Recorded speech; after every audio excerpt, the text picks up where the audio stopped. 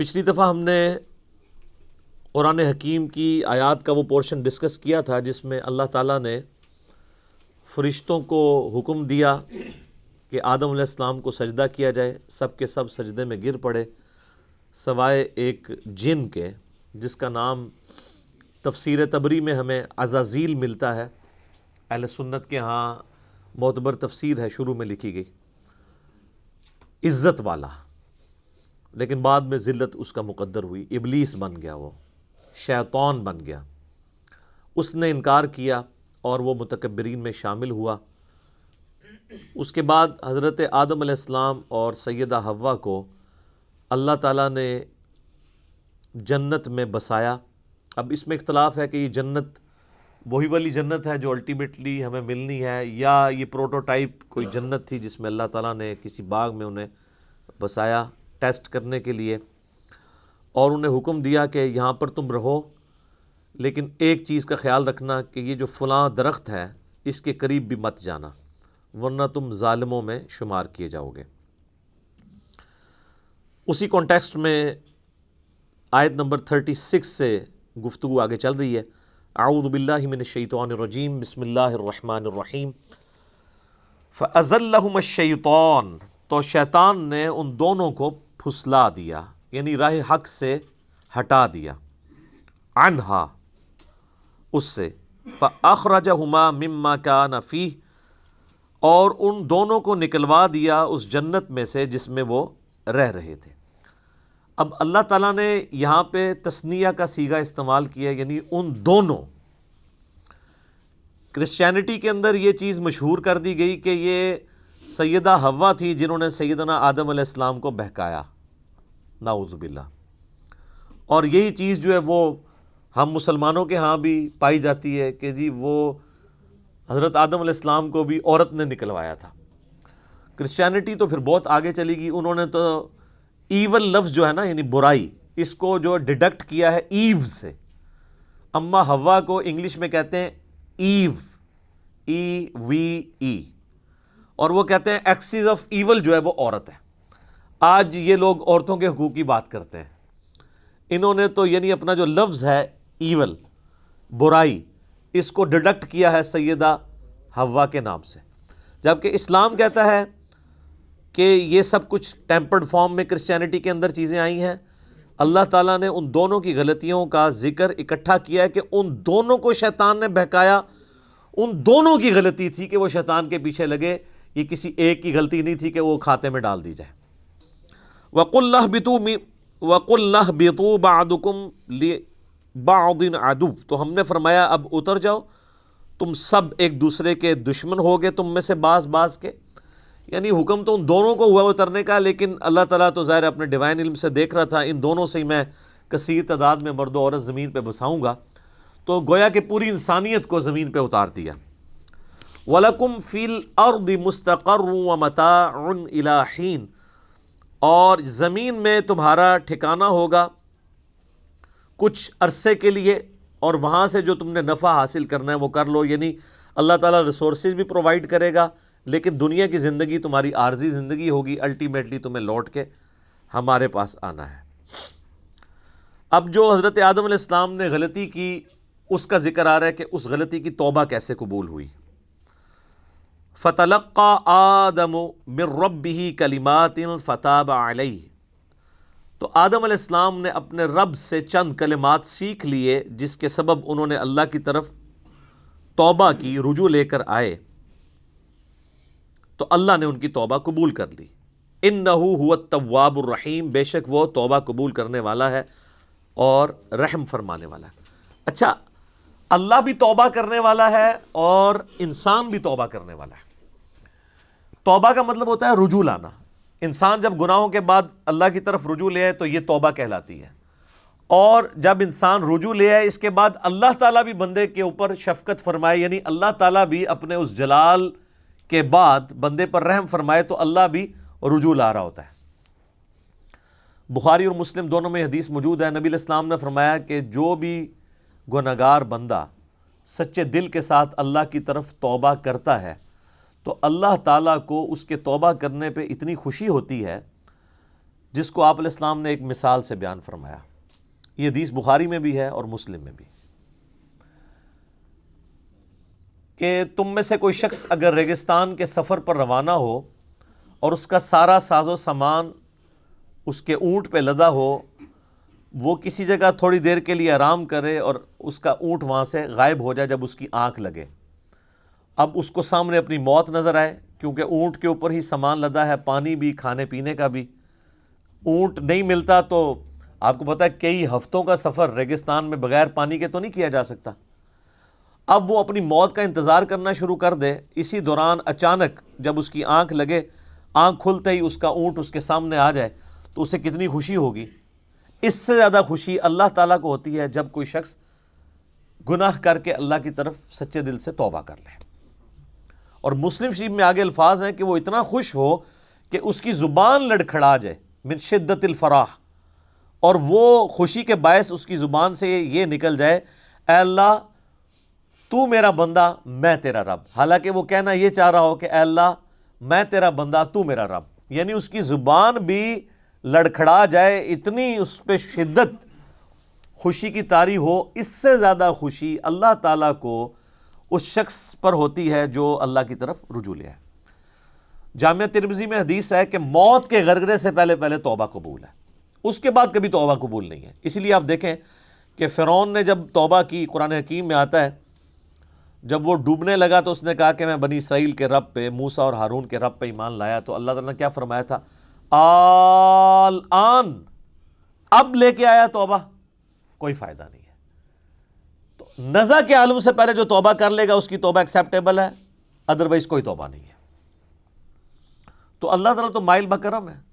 بخاری اور مسلم دونوں میں حدیث ہے کہ اللہ تعالیٰ نے مخلوقات کی پیدائش سے پہلے اپنے پاس عرش پہ یہ عبارت لکھ لی تھی کہ میری رحمت میرے غضب پہ بھاری رہے گی.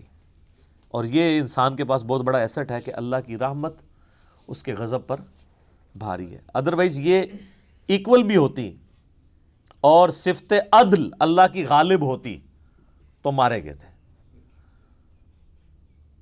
عدل کریں تے تھر تھر کمن اونچیاں شانہ والے، فضل کریں تے بخشے جاون میں ورگے منہ کالے. واقعی اگر عدل پہ بات آ جائے تو کوئی نہیں. اور یہ قرآن حکیم میں کئی جگہ یہ مضمون آیا ہے. سورہ فاطر کے اینڈ پہ بھی آپ چلے جائیں، اللہ تعالیٰ فرماتا ہے کہ اگر اللہ تعالیٰ لوگوں کو ان کے گناہوں پہ پکڑنا شروع کر دیتا تو کوئی بھی مخلوق زندہ نہ رہتی روئے ارض کے اوپر. اگر یعنی اللہ تعالیٰ پکڑ شروع فرما دیتا تو یہ اللہ تعالیٰ ڈھیل دیتا ہے انسان کو کہ انسان اللہ کی طرف پلٹ آئے. بخاری اور مسلم دونوں میں حدیث ہے، نبی علیہ السلام نے فرمایا کہ حدیث قدسی ہے کہ جب میرا بندہ میری طرف ایک بالشت آتا ہے میں ایک ہاتھ اس کی طرف بڑھتا ہوں، وہ ایک ہاتھ بڑھتا ہے میں 2 ہاتھ اس کی طرف بڑھتا ہوں، ٹھیک ہے، 10 ہاتھ بڑھتا ہوں، وہ چل کے آتا ہے میں اس کی طرف دوڑ کے آتا ہوں.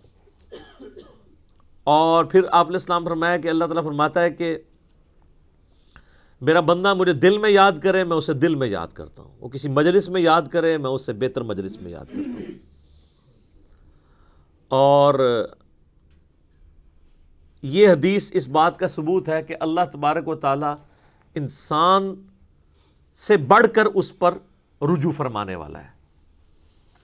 یعنی انسان ایک قدم بڑھتا ہے تو اللہ تعالیٰ 10 قدم اس کی طرف آتا ہے، بشرطے کہ وہ صدق دل سے اللہ کی طرف لوٹ آئے.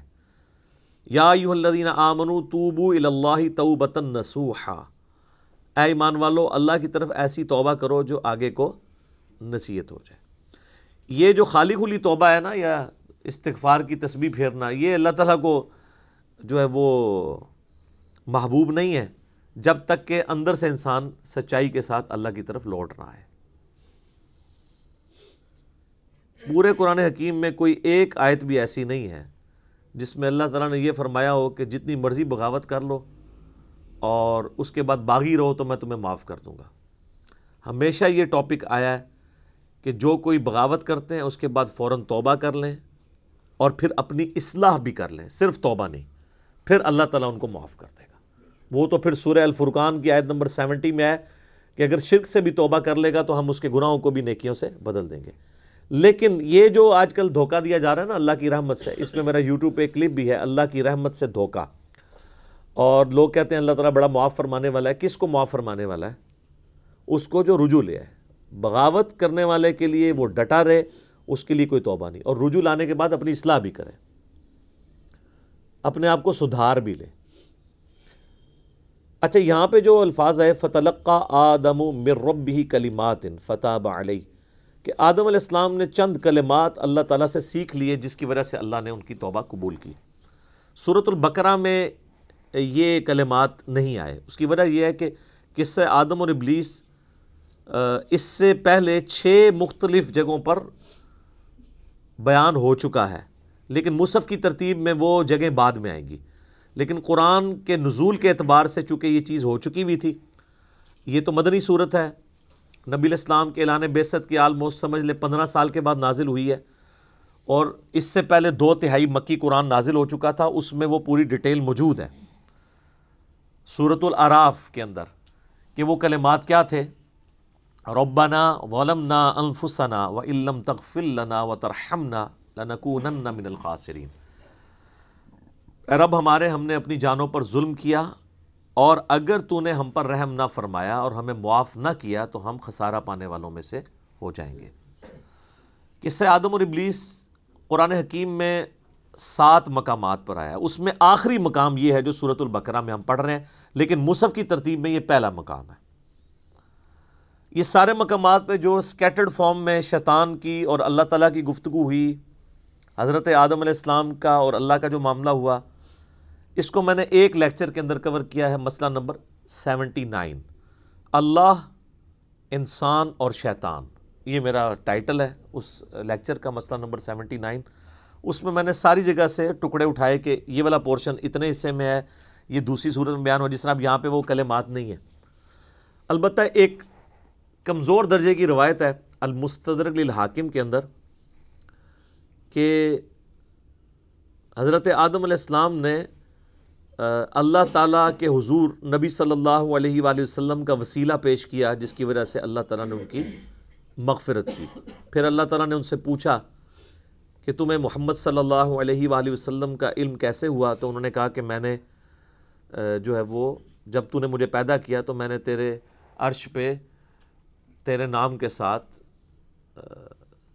سیدنا محمد رسول اللہ صلی اللہ علیہ وآلہ وسلم کا مبارک نام دیکھا تھا، تو مجھے اسی وقت پتہ چل گیا کہ یہ ہستی تیرے حضور عزت والی ہیں. اب یہ حدیث تو حاکم کے اندر موجود ہے، لیکن انتہائی کمزور درجے کی روایت ہے. یہ امام ذہبی نے تو بلکہ اسے آلموسٹ لکھا ہے کہ یہ گھڑی ہوئی روایت ہے. اور انجیل برناباس جو پبلک کے اندر ایک مشہور ہے نا، اس میں بھی اس قسم کی ایک روایت لکھی ہوئی ہے. تو وہ تو ظاہر ہے کہ کرسچن آن بھی نہیں کرتے. میں نے اس کے اوپر کئی دفعہ بولا ہے کہ وہ کوئی اتھینٹک نہیں ہے. مسلمان اس کو اس لیے پیش کر دیتے ہیں کہ جی اس میں ظاہر ہے وہ میرے خیال میں تو کسی مسلمان نے بیٹھ کے لکھی ہے وہ، کیونکہ اس میں انہوں نے جو اسلوب اڈاپٹ کیا ہے وہ اللہ کی کتاب نہیں لگتی. اللہ کی کتاب کا تو ایک مزاج ہوتا ہے نا، اللہ کی کتاب کا مزاج جو ہے وہ توحید کے اراؤنڈ سینٹرڈ ہوتا ہے. جبکہ آپ انجیل برناباس پڑھیں گے تو وہ آپ کو لگے گا کوئی نعتیہ کوئی کتاب ہے، تو وہ تو اس کا اسلوب ہی بتا رہا ہے، تو اس لیے ہم تو اس کو آن نہیں کرتے. بہرحال میرا یوٹیوب پہ کلپ لاکھوں لوگوں نے دیکھا ہے.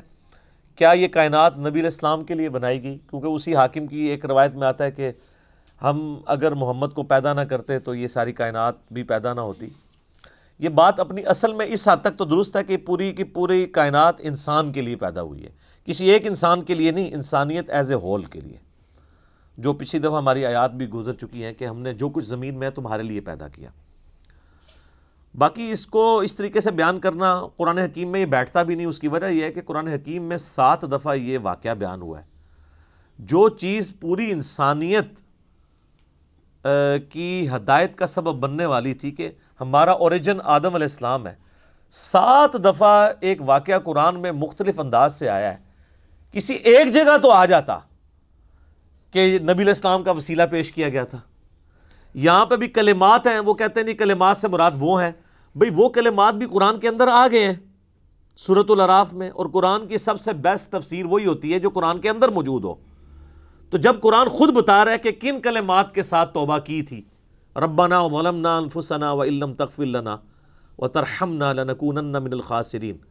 وہ کہتا ہے نہیں یہ بھی پڑھا تھا نال ہے بھی پڑھا سی اوئی وَقِنَا عَذَابَ الْقَبْرِ وَقِنَا عَذَابَ الْحَشْرِ.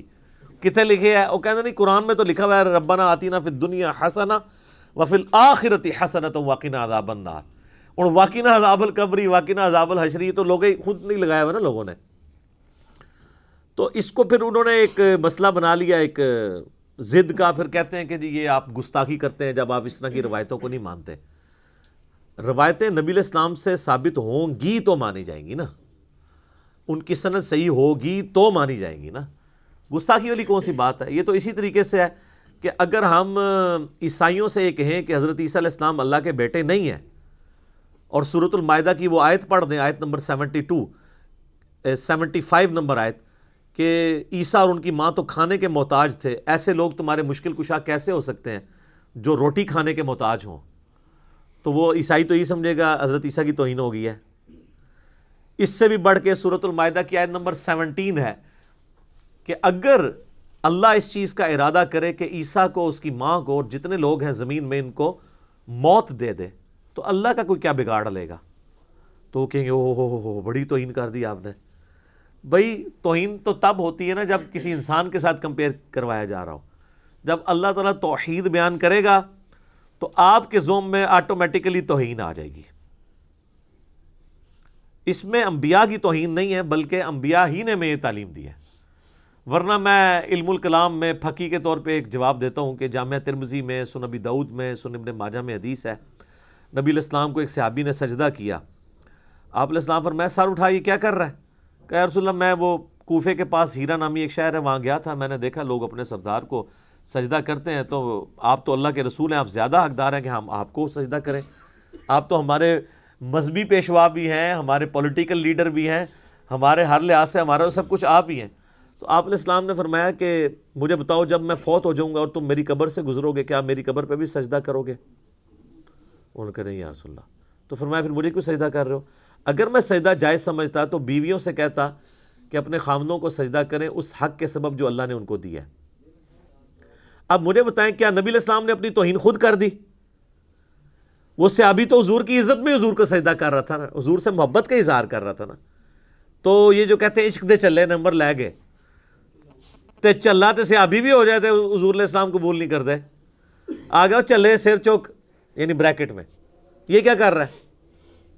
عشق دے چلے نہیں ہم نمبر لے گئے, علم والے. انما یخشی اللہ من عبادہ العلماء, اللہ کی خشیت اور معرفت صرف اہل علم کو ہے. قل رب زدنی علما, اے نبی تم بھی دعا کیا کرو اے میرے رب میرے علم میں اضافہ کر دے. قل هل يستوي الذين يعلمون والذين لا يعلمون انما يتذكر اولو الالباب. اے نبی فرما دو بھلا علم والے اور بغیر علم والے برابر ہو سکتے ہیں؟ نصیحت تو نہیں حاصل کرتے مگر عقل والے. تو اسلام تو پورے کا پورا سینٹرڈ اراؤنڈ علم ہے, علم کے بغیر تو کچھ بھی نہیں ہے.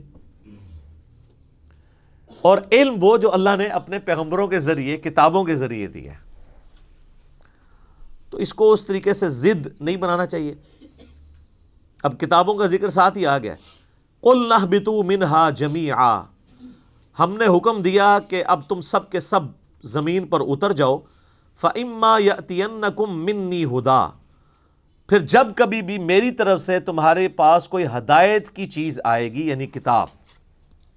فَمَن تَبِعَ هُدَايَا فَلَا خَوْفٌ عَلَيْهِمْ وَلَا هُمْ يَحْزَنُونَ, تو جو کوئی اس کتاب کی پیروی کرے گا تو وہ قیامت والے دن نہ اسے کوئی خوف ہوگا نہ اسے کوئی غم ہوگا. اب یہ دیکھ لیں, یہ کہتے ہیں کتابوں کی بات کرتا ہے, تو قرآن کیا کہہ رہا ہے کہ جب ہمارے ابا جی کو اور ہماری اماں کو اتارا گیا جنت سے تو انہیں یہی نصیحت کی گئی تھی, اور اللہ تعالیٰ ہمارا پوری انسانیت کو جو ان سے پیدا ہونے والی تھی ہم نے ایک ہی دفعہ نصیحت کی کہ اب تو زمین پہ اتر جاؤ, جب کبھی بھی کوئی ہدایت کی کتاب آئے گی تم نے اس کی پیروی کرنی ہے.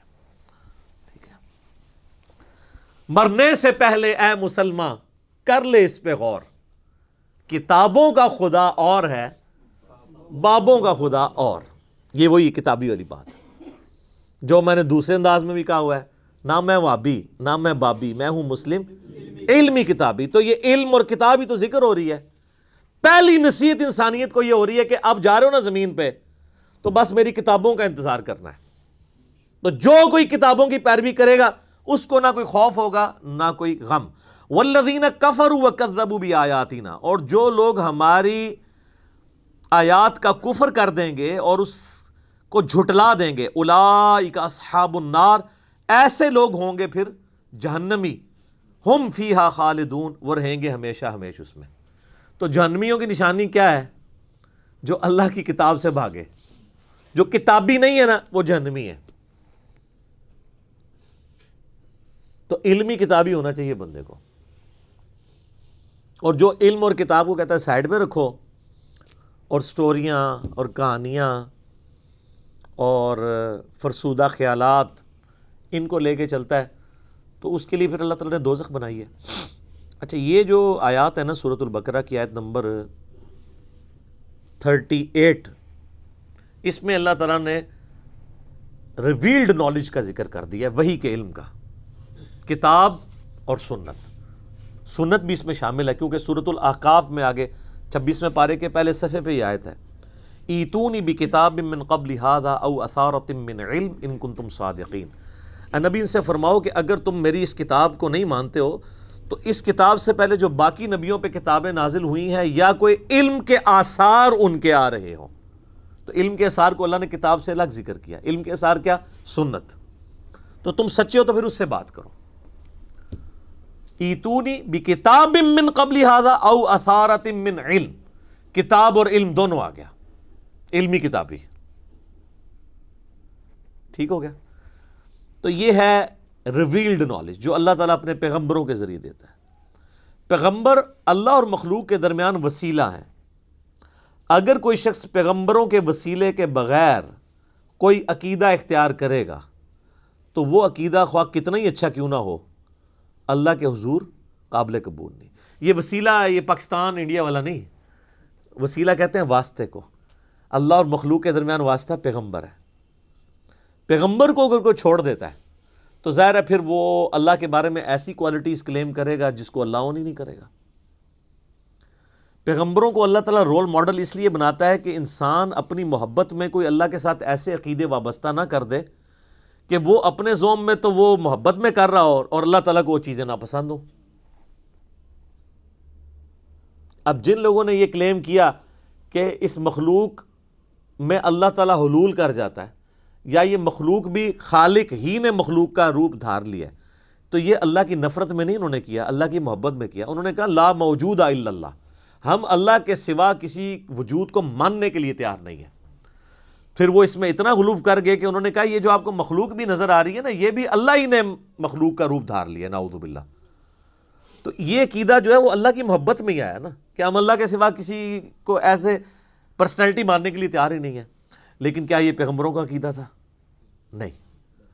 پیغمبر کے عقیدے کے بغیر، پیغمبر کی بتائی ہوئی تعلیمات کے بغیر آپ کچھ سے کچھ کر لیں گے. اس لیے پیغمبروں کو رول ماڈل بنایا جاتا ہے. لقد کان لکم فی رسول اللہ اسوۃ حسنہ، بے شک نبی علیہ السلام کی زندگی میں تمہارے لیے بہترین نمونہ ہے. ورنہ انسان نے تو اپنی عقل سے تو آپ دیکھیں اتنی مت ماری گئی کہ ہاتھوں کے تراشے ہوئے بتوں کے آگے بھی لوگ جھکے.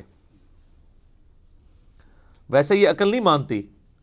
اگر ہمارا پڑوسی ملک انڈیا نہ ہوتا اور وہاں پہ 90 کروڑ ہندو نہ ہوتے تو ہمارا دل کبھی نہ ٹھکتا کہ یار پڑھا لکھا بندہ بھی اپنے ہاتھوں کے بنائے بتوں کے آگے جھک سکتا ہے. تو جائیں سر، دنیا میں سب سے زیادہ پی ایچ ڈیز امریکہ کے بعد انڈیا میں ہے، اور وہ پی ایچ ڈی بھی بتوں کے آگے جھکے ہوتے ہیں. یہ تو اللہ بھلا کرے عامر خان کا کہ اس نے پی کے فلم بنا کے ان کا جنازہ نکالا ہے.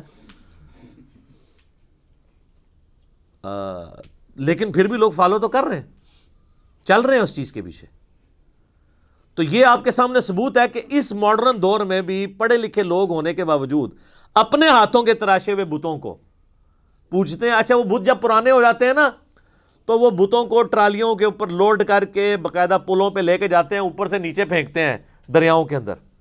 ٹھیک ہے، اور وہ کچھ ادھر ہی ٹوٹ رہے ہوتے ہیں، کچھ نیچے دھڑل سے گرتے ہیں. پھر بھی ان کو عقل نہیں آتی ہے کہ یار جو آپ کا معبود جس نے آپ جو بنایا ہوا ہے وہ پرانا ہو گیا، آپ اس کو پھر نیا گھڑ رہے ہیں. تو اب پھر انہوں نے خیر اس کے لیے اور پلی لیے. ویسے کتابیں تو ہندوؤں کی سپورٹ نہیں کرتی ہیں. As far as books are concerned دنیا میں کوئی بھی مذہب ایسا نہیں ہے جس کی کتابیں شرک کی طرف مائل ہوں. ہندوؤں کی بھی جو کتابیں ہیں نا، ویدیں جو ان کی مین جو کتابیں ہیں، یا اوپر نیشز ہیں، آپ ان کو بھی پڑھیں تو اس میں بھی ون گاڈ کا کانسیپٹ ملے گا. اور وہ یہ کہیں گے ہم یہ جو اسٹیچو بناتے ہیں نا یہ صرف دھیان کے لیے بناتے ہیں، بھگوان تو ایک ہی ہے. اور ان سے پوچھیں یہ کہتے ہیں نہیں یہ بھگوان نہیں ہے، ہم ایک دھیان کے لیے اس کا اسٹیچو بناتے ہیں. یہ بھی غلط ہے، لیکن ان کی ویدوں میں یہ بات لکھی ہوئی ہے کہ اس خدا کا نہ کوئی اسٹیچو بنایا جا سکتا ہے، نہ کوئی بت بنایا جا سکتا ہے، نہ کوئی تصویر بنائی جا سکتی ہے. تو کتابوں تو وہ بھی نہیں چل رہے ہیں. اور ہمارے مسلمان پھر بڑا فخریہ بتا رہے ہوتے ہیں کہ جی دیکھیں جی ہندو تو اپنی کتابوں میں نہیں چل رہے تھے، تسی چل رہے ہو، تسی بھی تو کام چوک کے رکھے ہے. آپ دیکھ لیں مزارات کے اوپر جو کچھ ہو رہا ہے، تو آپ نے بھی تو یعنی وہی عقیدے کسی نہ کسی فارم میں بگاڑ کے اور ہستیوں کے ساتھ منسوب کیے ہوئے ہیں. اور پھر ہندوؤں کو بھی موقع ملتا ہے، وہ بھی پھر جملے کستے ہیں اور ایسی ایسی باتیں کرتے ہیں، پھر ہمیں بری لگتی ہیں. تو اپنے اوپر بھی توجہ دینے کی ضرورت ہے. تو یہ ریویلڈ نالج یہ بنیاد ہے اللہ تک پہنچنے کی. جنید بغدادی کا ایک قول ہے، قول تو آپ کسی کا بھی نقل کر سکتے ہیں، اچھی بات تو صحیح بخاری میں حدیث ہے، شیطان نے انسانی شکل میں آ کے آیت الکرسی کا وظیفہ دیا تھا تو نبی علیہ السلام فرمایا ہے وہ شیطان تھا، بات ٹھیک کی ہے اس نے. تو کسی بھی انسان کی کوئی بات اچھی ہو وہ کوٹ کرنی چاہیے. تو جنید بغدادی کا ایک قول بڑا مشہور ہے. ایک تو وحدت الوجود کے خلاف ان کا قول ہے کہ قدیم کو حادث سے الگ کرنے کا نام توحید ہے. پورے کے پورے وحدت الوجود کو انہوں نے پیسیفک اوشن میں پھینک دیا یہ بات کہہ کے کہ توحید ہے یہ ہے کہ قدیم کو حادث سے الگ کرنا ہے. قدیم یعنی جو ہمیشہ سے ہے اللہ، حادث جو ہم ہے، حادثہ لفظ اردو میں بھی استعمال ہوتا ہے. مخلوق حادث ہے، ہمیشہ سے نہیں ہے اور ختم ہو جائے گی، اور اللہ قدیم ہے، ہمیشہ سے ہے، ہمیشہ رہے گا. تو کہتے ہیں قدیم اور حادث کو الگ کرنے کا نام توحید ہے. تو وحدت الوجود تو ختم ہو گیا. وحدت الوجود تو کہتا ہے کہ جی قدیم اور حادث ایک ہی ہے. اور دوسرا جنید بغدادی کا ایک قول بہت زبردست ہے. وہ فرماتے ہیں کہ حواس کی تکمیل عقل سے ہوتی ہے. یعنی جو ہمارے حواس خمسہ ہیں نا، ان کے اوپر جو سمجھ لیں سپرویژن کر رہی ہے چیز وہ ہماری عقل ہے. اگر یہ عقل نہ ہو تو یہ حواس خمسہ ہمارے کام ہی نہ کریں. آپ دیکھ لیں کئی پاگل لوگ ہیں، مطلب وہ کس طرح عجیب و غریب حرکتیں کرتے ہیں چونکہ عقل نہیں کام کر رہی ہوتی. عقل کو استعمال اگر کوئی شخص کر لے تو وہ اپنے ان حواس کو کنٹرول کر سکتا ہے. تو ان حواس کی تکمیل عقل سے ہوتی ہے اور عقل کی تکمیل وحی سے ہوتی ہے. کیونکہ عقل تو صرف فزیکل فینامنا آف نیچر کے علم کے ساتھ ڈیل کرتا ہے، جو فزیکل ورلڈ ہے. The knowledge obtained through observations and experiments, science کا علم. سائنس فرشتوں کو ڈیٹیکٹ نہیں کر سکتی، عذاب قبر نہیں ڈیٹیکٹ کر سکتی، جنت نہیں دیکھ سکتی، جہنم نہیں دیکھ سکتی، اس لیے کہ وہ اس فزیکل ورلڈ کی چیزیں نہیں ہیں. اللہ نے لمیٹیشن کر دی ہے. جس طرح ہمارے کانوں کی لمیٹیشن ہے، ایک خاص فریکوینسی سے اوپر بھی آواز ہم نہیں سن سکتے، اس سے نیچے بھی نہیں سن سکتے. ہمارے سونگنے کی حس جو ہے وہ بہت کم ہے، کتے کی بہت زیادہ ہے. اس لیے آپ کو کتے نظر آتے ہیں ایئرپورٹس کے اوپر سمگلنگ والے لوگوں کو پکڑنے کے لیے. وہ ایسی چیزیں سونگ لیتے ہیں جو ہم نہیں سونگ سکتے. ہاتھیوں کی حساب دیکھ لیں، 40 کلومیٹر دور وہ زمین پہ پاؤں مار کے دوسرے ہاتھی کے ساتھ کمیونیکیشن کر لیتے ہیں. 40 کلومیٹر کوئی ولی نہیں کر سکتا،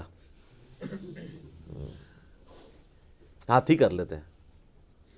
چڑیا دیکھیں اڑ لیتی ہے، کوئی بزرگ نہیں اڑ سکتا ہے تو کوئی اڑ کے دسے.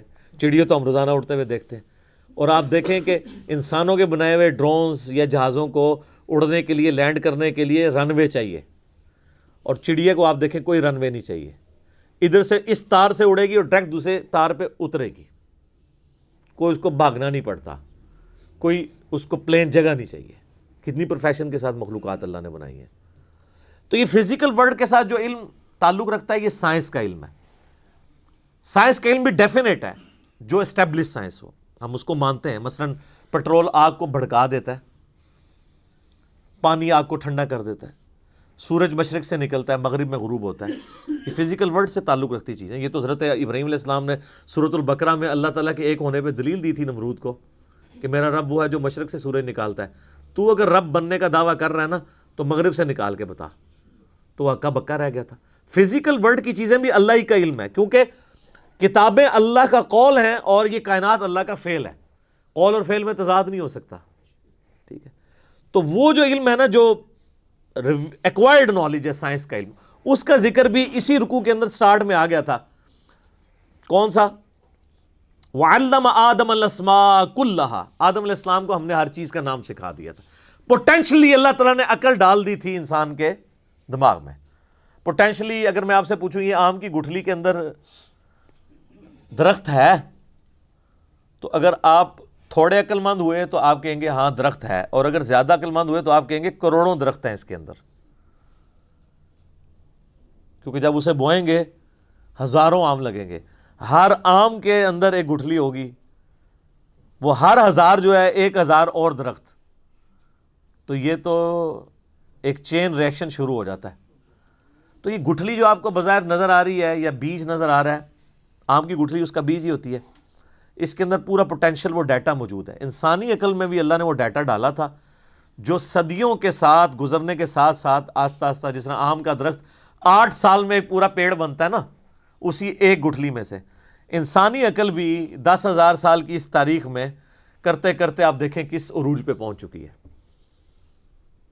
کہ عقلیں دنگ ہیں کہ انسان نے کیا کر لیا. بلکہ آج سے 100 سال پہلے کا انسان اگر زندہ ہو جائے تو وہ تو پاگل ہو جائے, اور آج کے ہر بندے کو بزرگ ماننے کے لیے تیار ہو جائے. ٹھیک ہے, یہ دیکھیں نا ہم نے CCTV کیمرہ لگایا ہوئے ہیں, کوئی بندہ نیچے بھی دور بھی ہو تو میں اس کے کپڑوں کا رنگ بھی بتا سکتا ہوں اور اس کا سارا کچھ بتا سکتا ہوں. تو یہ پرانے زمانے میں اگر کیمرے ہوں کسی کو پتہ نہ ہو تو میں یہ بھی بتا سکتا ہوں کہ 15 دن پہلے کتنے بجے یہاں سے کوئی گزرا تھا کیمرے سے, کہیں گے یہ بزرگ دیکھو کتنے پہنچے نے. تو یہ سارا فزیکل ورلڈ سے تعلق رکھتا ہے علم. اس علم نے بھی کتنی ترقی کر لی ہے. تو اس چوتھے رکوع کے اندر اللہ تعالیٰ نے 2 علوم کا ذکر کیا ہے. سٹارٹ میں ذکر کیا ہے علم الاسماء کا, اور جس کے اوپر آج کل وہ جناب ناموں کا علم اور پتہ نہیں وہ نام بھی وہ حساب لگا کے رکھتے ہیں اور پتہ نہیں کیا کچھ کرتے ہیں, وہ یہ چیز نہیں تھی. پوٹینشلی عقل کی بات ہوئی, اور اینڈ پہ جا کے علم وحی کا ذکر آیا کہ علم وحی کو لے کے چلنا ہے. بس یہی 2 علوم ہیں جن کو قرآن مانتا ہے. اور 10 کمانڈمنٹس جو آئیں گی نا سورہ بنی اسرائیل کی آیت نمبر 36 میں 9th کمانڈ ہے, وَلَا تَقْفُ مَا لَيْسَ لَكَ بِهِ عِلْم. اے انسان کسی چیز کی پیروی اس وقت تک مت کرنا جب تک کہ اس کے بارے میں تمہیں علم نہ آ جائے. إِنَّ السَّمْعَ وَالْبَصَرَ وَالْفُؤَادَ كُلُّ أُولَٰئِكَ كَانَ عَنْهُ مَسْئُولًا. بے شک کان, آنکھیں اور عقل اس کے بارے میں تم سے پوچھا جائے گا تم نے اس کو استعمال کیوں نہیں کیا.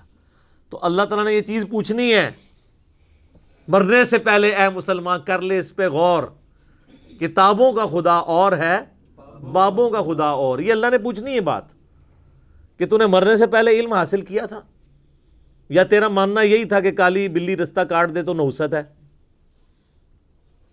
گھر کی منڈیر پہ کوا بیٹھے تو مہمان آنے کی دلیل ہے, جوتی پہ جوتی چڑھ جائے تو سفر لکھا ہوا ہے. یہ تو مانتا تھا. اور گائے نے ایک سینگ کے اوپر زمین اٹھائی ہوئی ہے, دوسرے پہ اٹھاتی ہے تو زلزلہ آ جاتا ہے. ہسدے پہ نثارے تہاڈا بھی ذکر ہے. اور اے بزرگاں نے جناب وہ سمندر روکے ہے, تے فلانے بزرگ نے جڑا انڈیا دے بم پھاڑ لے سن پل دے ہوتے. اے بھی ہے نا سرکار, ہوں تو نئے ورژن بھی دے ہیں نا اویلیبل. باقی چیزوں پہ ہم خوش ہوتے ہیں, ہندو کہندے نے. تسی بھی جو کچھ کہندے ہو نا ہندو بھی ہسدے نے تہاڈے اوتے. آپ بھی تو کہتے ہیں نا فلاں بزرگ نے جو ہے سمندر روک لیا ہے. یہ لادہ بات ہے کہ وہ بزرگ جب زندہ ہوتے ہیں ان کا پیشاب بند ہوتا ہے تو وہ آغا خان ہی لے کے جانا پڑتا ہے انہیں. یہ لادہ بات ہے کہ اپنا پیشاب, اور اگر پیشاب رک رہا نہ ہو تو وہ پیشاب روک بھی نہیں کوئی سکتا. اس دماغ سے آپ دیکھیں کئی لوگوں کے وہ سگنل ایسے جنریٹ ہوتے ہیں, ہارمونس ڈسٹرب ہو جائیں تو آپ اپنا پیشاب پہ خود کنٹرول ہی نہیں رہتا. آپ لوگ بیمار ہوتے ہیں, آپ کو اٹھا کے مزاروں پہ لے جاتے ہیں, اور مزاروں والے جب بیمار ہوتے ہیں انہیں اٹھا کے ہاسپٹل لے جاتے ہیں, اور ہاسپٹل بھی وہ DHQ میں نہیں لے کے جاتے, شفا میں لے کے جاتے ہیں یا آغا خان میں.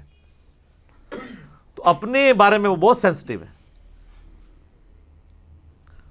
تو یہ 2 علوم ہیں, ریویلڈ نالج اور ایکوائرڈ نالج, جن کو اسلام مانتا ہے. اسی کے اوپر ساری بنیاد ہے. اب میرے بھائیوں مسلسل 9 رکوع اگلے سابقہ امت مسلمہ بنی اسرائیل, ان پہ اللہ تعالیٰ نے فرد جرم عائد کی ہے. انتہائی سوز و گداز ہے جی ان 9 رکوعوں کے اندر۔ اللہ تعالیٰ نے ایک قوم سے اتنا پیار کیا، 3 کتابیں ان میں بھیجیں، تورات، زبور، انجیل، سینکڑوں صحائف بھیجے، ہزاروں پیغمبر بھیجے، لیکن جب انہوں نے انبیاء کی تعلیمات سے روگردانی کی تو اللہ کے عذاب کا کوڑا ان پہ پڑا۔ اللہ نے ان کی ہزاروں سال کی جو مسند تھی ان سے لے کے نئی امت اس کی جگہ کھڑی کی، امت محمدیہ صلی اللہ علیہ وآلہ وسلم، اور اس کے سمبل کے طور پہ تحویل قبلہ بھی کر دی، بیت المقدس سے قبلہ چینج کر کے خانہ کعبہ کر دیا۔ اس کے اندر اللہ کی طرف سے پیغام ہے، اور مصحف میں اس کا شروع میں ہونے میں اشارہ ہے کہ مسلمان کسی زوم میں نہ رہیں کہ وہ بڑی لاڈلی امت ہے۔ تم سے پہلے بھی لاڈلی امتیں گزری ہیں، لیکن جب وہ نبیوں کی تعلیمات کو، کتابوں کو پس پش ڈال دیتی ہیں تو پھر اللہ تعالیٰ کے عذاب کا کوڑا ان پہ برستا ہے، تم پہ بھی برسے گا۔ اور آپ دیکھیں گے اللہ تعالیٰ ان کی کئی ایک غلطیاں اس میں گنوائے گا، اور ہر غلطی کے گنوانے کے بعد ایک یونیورسل ٹروتھ آئے گا۔ ویسے تو بڑے بڑے 7 یونیورسل ٹروتھ اس میں آئیں گے، لیکن اگر آپ باریکیوں میں دیکھیں تو یہ 12-13 کے قریب یونیورسل ٹروتھس آئیں گے کہ جو یوں کرتا ہے اللہ کا، اس کے بارے میں فیصلہ یہ ہے، چاہے وہ جو بھی ہے۔ یہ نہیں ہے کہ عام بندے نے ٹریفک سگنل توڑا ہے تو اس پہ سزا ہوگی، اور ٹریفک والا جو خود پولیس کا آفیسر ہے وہ توڑے گا تو اسے سزا نہیں دی جائے گی۔ نہیں، اللہ تعالیٰ نے ایک ہی رول رکھا ہوا ہے، جسے فٹ اسے گفٹ۔ اور بنی اسرائیل کی پوری ہسٹری جو ہے نا، ان 9 رکوعوں میں ان کی ہسٹری کے واقعات کو کور کیا ہے، لیکن اجمالاً کیا ہے۔ کچھ واقعات ایسے ہیں جن کی ڈیٹیلز اس میں نہیں ہے، وہ آگے چل کے سورۃ الاعراف میں آ جائے گی، سورۃ القصص کے اندر آ جائے گی، سورہ طٰہٰ کے اندر آ جائے گی۔ لیکن چونکہ یہ یہودیوں کو ایڈریس کیا جا رہا تھا، یہودیوں کو اجمالاً یہ باتیں پتہ تھی، ٹھیک ہے۔ جس طرح ہم ایز اے پاکستانی نیشن ہمیں کئی ایک چیزیں پتہ ہیں، اگر ہم اشارتاً بات کریں کہ جی وہ کارگل کی جنگ، تو اب وہ بتانے کی ضرورت نہیں ہے کب ہوئی تھی، اس میں کیا ہوا، پتہ ہے۔ 65 کی جنگ، 71 کی جنگ، اس طریقے سے بنی اسرائیل کی ہسٹری میں بھی ان کو ایک چیزیں پتہ تھی، یا مسلمانوں کی ہسٹری میں غزوہ بدر، احد، اس کی ڈیٹیلز نہ بھی ہو، صرف ان کے نام بھی ذکر ہوں تو وہ ایک پورا نقشہ مسلمانوں کے ذہن میں آ جاتا ہے۔ چونکہ یہودیوں کو ایڈریس کیا جا رہا تھا، پلس عیسائیوں کو بھی، چونکہ دونوں بنی اسرائیل تھے، سابقہ امت مسلمہ تھی، اس لیے اشارت ان کے واقعات کا ذکر کیا کہ بھی تم نے یہ کیا، یہ کیا، یہ کیا، اس کے اگینسٹ پھر ہمیں یہ کرنا پڑا۔ تم ہماری لاڈلی امت تھے، تمہیں ہم نے سارے جہان والوں پہ فضیلت بخشی تھی۔ یہ 2 دفعہ آیت ریپیٹ ہوگی کہ بنی اسرائیل کو ہم نے تمام جہان والوں پہ اپنے زمانے میں فضیلت بخشی تھی، لیکن جب وہ نبیوں کا راستہ انہوں نے چھوڑ دیا، کتابوں کو چھوڑ دیا، اور بابی ہو گئے کتابی کی بجائے، اپنے علماء کے پیچھے لگ گئے، تو پھر ہم نے انہیں معزول کر دیا۔ اور صرف معزول نہیں کیا، ضربت علیہم الذلہ والمسکنہ، ہم نے ان پہ ذلت، مسکنت اور اللہ کی طرف سے غضب ان کے اوپر مسلط ہو گیا۔ بنی اسرائیل کون ہے؟ اسرائیل ہبرو لینگویج میں، عبرانی زبان میں کہتے ہیں اللہ کا بندہ۔ یہ ایل کا لفظ جو ہے نا اللہ کے لیے استعمال ہوتا ہے۔ اسرائیل، جبرائیل، میکائیل، اسرافیل، اور تہاڈا یار عزازیل، شیطان کا نام عزازیل ہے، وہ بھی اللہ دا بندہ ہی سی، عزت والا۔ اچھا، تو یہ ہبرو لینگویج میں استعمال ہوتا ہے۔ اسرائیل جو ہے یہ لقب تھا سیدنا یعقوب بن اسحاق بن ابراہیم علیہم السلام اجمعین۔ حضرت ابراہیم علیہ السلام کے 2 بیٹے تھے نا، سیدنا اسماعیل علیہ السلام اور سیدنا اسحاق۔ حضرت اسحاق علیہ السلام کی اولاد میں پھر بنی اسرائیل ہوئے، کیونکہ ان کا بیٹا تھا یعقوب۔ یعقوب کا لقب تھا اسرائیل، اللہ کا بندہ۔ اور اس کا ذکر آپ کو سورہ آل عمران کے اندر مل جاتا ہے، پارہ نمبر جو 3 ہے نا۔ یہ کئی لوگ پوچھ بھی رہے ہوتے ہیں کہ جی یہ، کیونکہ ایسا بھی فتنہ اٹھا ہے کہ لوگ یہ کہہ رہے ہیں جی بنی اسرائیل جو ہے نا، وہ اسرائیل تو حضرت یعقوب کا نام کہیں وارد نہیں ہوا۔ تو قرآن کے اندر اللہ تعالیٰ نے حضرت یعقوب علیہ السلام کا نام ذکر کیا ہے، پارہ نمبر 4 کے سٹارٹ میں ہی ہے، آیت نمبر 93 ہے سورہ آل عمران کی۔ کل الطعام کان حلا لبنی اسرائیل الا ما حرم اسرائیل، ہر طرح کا حلال کھانا جو تھا وہ یعنی جو اچھا جو صاف کھانا ہے وہ بنی اسرائیل کے لیے حلال ہی تھا پہلے، سوائے اس کے کہ جو اسرائیل نے اپنے اوپر خود حرام کر دیا تھا علی نفسی. یعنی اسرائیل کون؟ یعنی کسی انڈیویجول کا ذکر ہو رہا ہے، حضرت یعقوب علیہ السلام. پوری انسانیت کو پتہ ہے کہ ان کا یہ لقب تھا. اچھا، یعقوب علیہ السلام کے پھر 12 بیٹے تھے، ہر بیٹے سے آگے جو نسل چلی وہ ان کی وہ بنو اسرائیل یا بنی اسرائیل، یعنی یہ بنو یا بنی کا لفظ استعمال ہوتا ہے اولاد کے لیے، بیٹوں کے لیے. تو 12 بیٹے اور وہ آگے 12 قبیلے ان کے چلے، وہ سارے بنی اسرائیل کہلاتے ہیں. یہ بنی اسرائیل جو تھے مدینہ شریف میں آباد تھے یہودی، تو ظاہر ہے کہ وہ اللہ تعالیٰ تو ان سے یہ ایکسپیکٹ کر رہا تھا کہ تمہاری کتابوں میں نبی علیہ السلام کی پروفیسیز موجود ہیں، تو تمہیں تو سب سے پہلے ہی قرآن و حدیث کو مان لینا چاہیے. جو ہمارا گلہ شکوہ ہمارے علماء کے ساتھ بھی رہتا ہے کہ یار علماء تو قرآن و حدیث کے نام پہ اپنی عزتیں ویل کر رہے ہیں.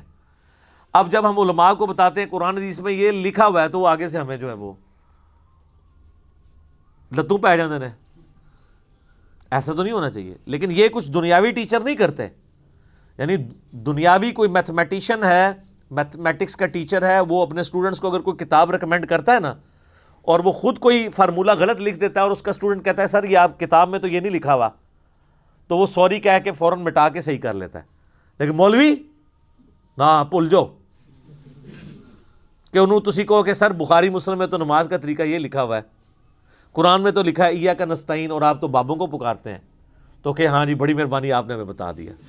ایڈے کو اس طرح سے من دسنا حالے تک تو نہیں دریافت ہوا امت.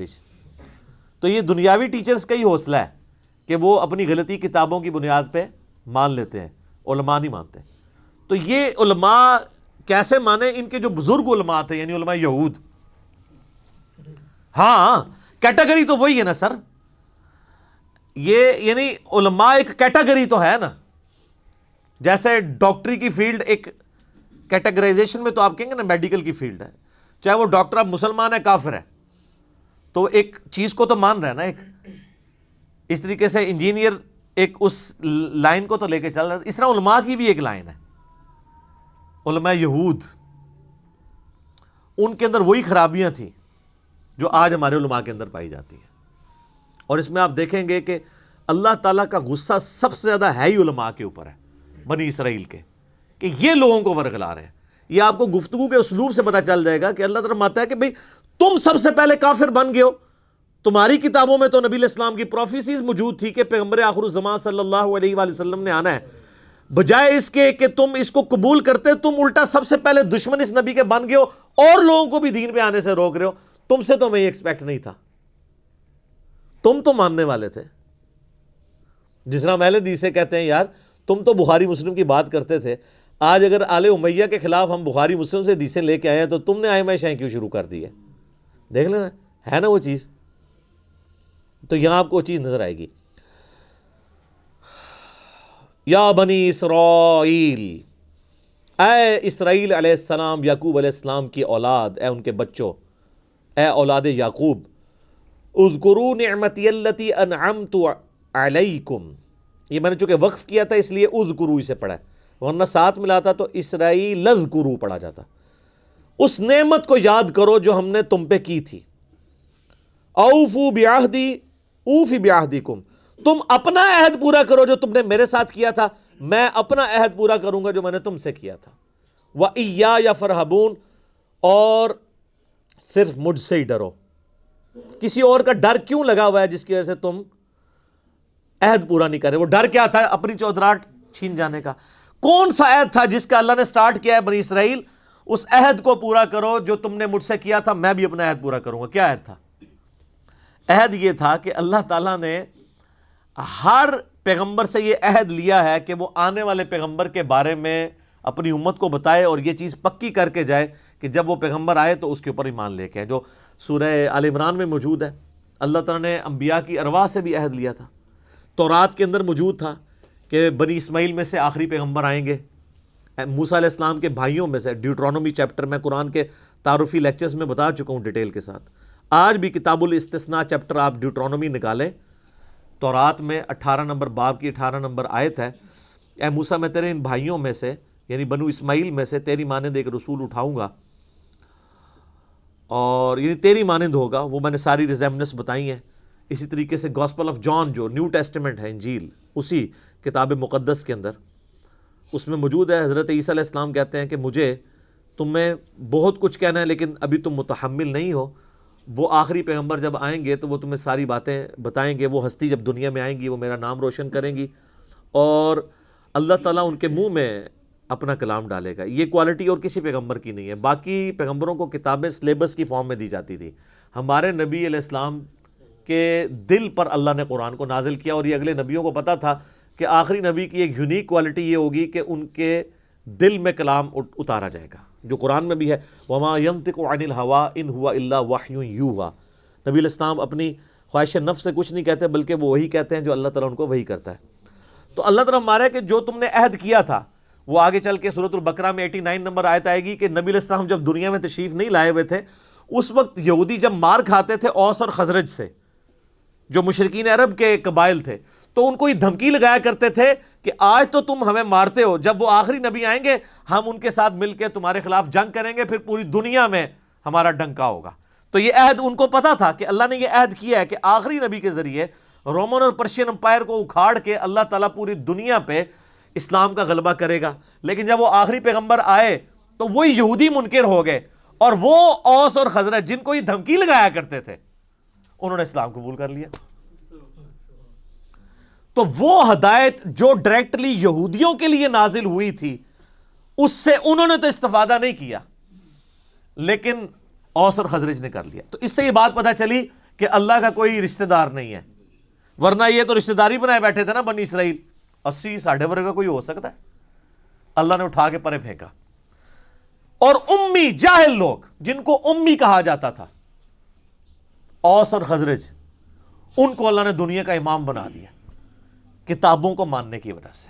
یہ بابوں کو مانتے رہ گئے، اپنے علماء یہود کو. یہودی علماء نے کہا نا، آگے آپ کو پتا چلے گا وہ کس طریقے سے مخالفت کرتے تھے نبی علیہ السلام کی. یہ تو اب 3-4 سپارے چلنے ہی اس کے اوپر ہیں، کیا کیا سازشیں کرتے تھے.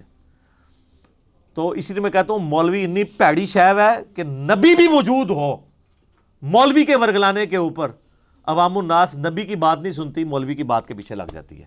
تو سر آج اگر مولوی کی بات کے پیچھے لوگ لگے ہوئے ہیں اور کتاب و سنت کو نہیں مان رہے تو زیادہ پریشانی کی بات نہیں ہے.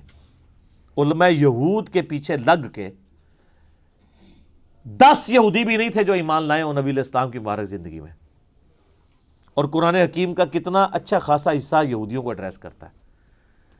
آیات تو نازل ہوئی لیکن فائدہ ان کو کوئی نہیں ہوا. فائدہ کس کو ہو گیا؟ دوسروں کو، جنہوں نے ان کتابوں کو مان لیا، ان باتوں کو مان لیا، تعلیمات کو مان لیا.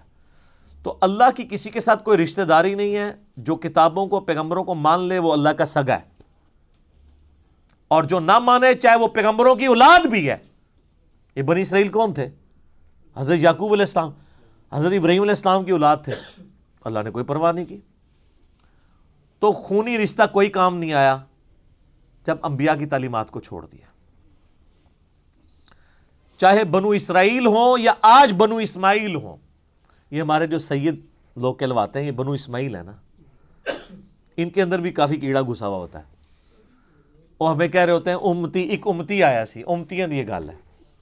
ہم ان کے امتی تو نہیں ہیں، امتی تو نبی علیہ السلام کے ہیں، حالانکہ خود بھی امتی ہیں. تو ان کے دماغ میں بھی کیڑا آیا ہوتا ہے. تو ان کو یہ بات بتائیں کہ آپ کی نسبت آپ کو کام نہیں آئے گی اگر آپ نے نبی صلی اللہ علیہ وآلہ وسلم کی تعلیمات کی پیروی نہ کی. یہاں دیکھ لیں اللہ نے فرمایا تم اپنا عہد پورا کرو. ایک بڑا عہد الستو بربکم قالوا بلا، جو روحوں سے عہد لیا تھا. اور دوسرا عہد جو تمہارے پیغمبر تم سے لے کے گئے تھے کہ پیغمبر آخر الزمان صلی اللہ علیہ وآلہ وسلم کو ماننا ہے. آج بھی وہ عہد پورا کر لو، آج بھی تم سے صلح ہو سکتی ہے. وآمنوا بما انزلت مصدقا لما معکم، اور ایمان لاؤ اس کتاب کے اوپر جو نازل ہوئی ہے اس حال میں کہ تمہارے پاس جو پہلے سے کتابیں موجود ہیں وہ ان کی بھی تصدیق کرتی ہے. یہ کتاب یہ نہیں کہتی کہ تمہاری کتابیں غلط ہیں، یہ تو ایسی کتاب ہے جو تمہاری کتابوں کو صحیح مان رہی ہے. یا تو کہہ رہی ہو وہ کتابیں نہیں ہیں، پھر تمہیں ریلیکٹنٹ ہو جاؤ تم، یہ تو کہہ رہی ہے تورات بھی اللہ کی کتاب ہے، انجیل بھی، تو یہ کتاب تو تمہاری کتابوں کی تصدیق کر رہی ہے. کس اعتبار سے؟ ایک اس اعتبار سے کہ ان کتابوں کو اللہ کی کتاب مان رہی ہے، اور اس اعتبار سے بھی تصدیق کر رہی ہے کہ ان کتابوں میں موجود تھا کہ ایک آخری پیغمبر آئیں گے، ان پہ کتاب نازل ہوگی. تو قرآن پریکٹیکلی اس کتابوں کی تصدیق ہے، کیونکہ ان کتابوں میں جو پیش گوئی تھی وہ پوری کس طرح ہوئی؟ قرآن کے آنے سے. تو گویا قرآن نے آ کے ان کتابوں کو سچا ثابت کر دیا کہ اس میں لکھا ہوا ہے کہ آخری پیغمبر آئیں گے، لو آ گئے ہیں.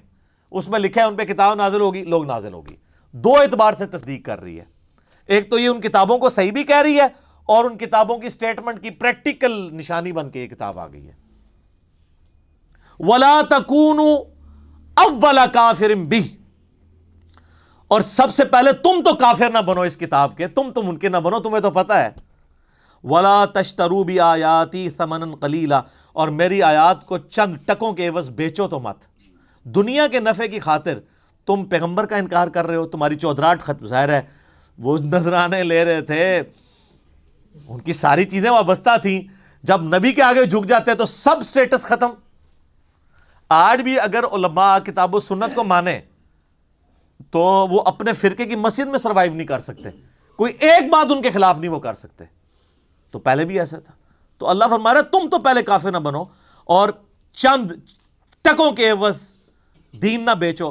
وَإِيَّايَ فَاتَّقُونَ، اور صرف مجھی سے ڈرو. یعنی بار بار اللہ تعالیٰ دیکھیں ڈرنے کا ذکر کر رہا ہے کہ اگر تمہیں واقعی اللہ کا خوف ہے نا کہ مرنے کے بعد اللہ کے حضور پیشی ہونی ہے، تو پھر تم یہ ایمان قبول کر لیتے. تو اس سے کیا پتہ چلی کہ جو علماء نہ ڈر ہو جاتے ہیں، بے فکرے ہو جاتے ہیں اللہ تعالیٰ کے معاملات میں، ان کو کبھی بھی ہدایت نہیں ملتی. نیور. جس کی مثال یہ ہے کہ نبی علیہ السلام کے مبارک زمانے میں ان کو ہدایت نہیں ملی. وَلَا تَلْبِسُوا الْحَقَّ بِالْبَاطِلِ، اور حق کو باطل کے ساتھ مت ملاؤ. وَتَكْتُمُوا الْحَقَّ، اور حق کو مت چھپاؤ. وَأَنْتُمْ تَعْلَمُونَ، اور تم جانتے تو ہو کہ یہ حق ہے. جانتے بوجھتے ہوئے حق اور باطل کو مکس نہ کرو، گڑبڑ کر. یہ کنفیوز کر دیتے ہیں آج بھی. آپ علماء دیکھیں، آپ کوئی بات لے کے جائیں نا، وہ اور ہی کوئی بات کر دیتے ہیں. آپ ان کو بتائیں جی بخاری میں لکھا ہے کہ رفع دین سے نماز پڑھو، اور جی بخاری میں تو لکھا ہے کھڑے ہو کے پیشاب بھی کر سکتے ہیں. یہ کیا کر رہے ہوتے ہیں؟ کوئی اور بات کو اس کا مکس کر کے اس معاملے کو ڈائلیوٹ کرنے کی کوشش کر دیتے ہیں. تو سر بالکل مرد کھڑے ہو کے پیشاب کر سکتا ہے، یہ تو اللہ نے بہت بڑی سہولت دی ہے مسلمانوں کو. ہم کا بھی انکاری ہیں، لیکن چونکہ انہوں نے پٹی پڑھائی ہوئی ہے پبلک کو، جیسے کہا کہ جو وہ بت رکھ کے آتے تھے اس لیے رفع دین ہوتا ہے. اب ہم کہتے ہیں کہاں لکھا ہوا ہے؟ تو کہتے ہیں ہم نے تو نہیں یہ کہا، یہ لیے ہمارے پہ ویسے الزام لگاتا ہے. تو سر یہ پوری کی پوری عوام جو ہے، اس کو کس نے یہ پٹی پڑھائی ہوئی تھی؟ آپ نہیں پڑھائی ہوئی تھی. آج آپ منکر ہی ہو گئے خود ہی. تو یہ ان آیات کے اوپر میں انشاءاللہ اگلی دفعہ گفتگو کروں گا، اور یہ آج کا قرآن میں آپ کے سامنے رکھوں گا.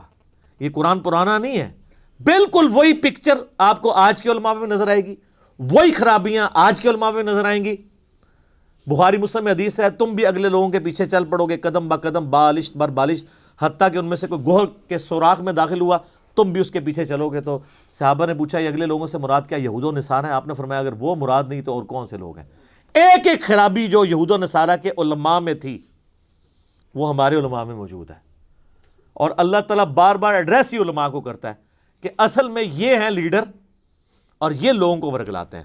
لیکن اس سے یہ نہ سمجھیے گا کہ علماء کی وجہ سے وہ فالورز چھوٹ جائیں گے، نہیں. اللہ کہتا ہے ان کو تو عذاب ہونا ہے کہ انہوں نے ان کے پیچھے اندھے بن کے کیوں چلے. یہ نہ ہو کہ لوگ خوش ہو رہے ہوں کہ خیر ہے اگر مولوی نے غلط مسئلہ بتایا تو وہی نہ.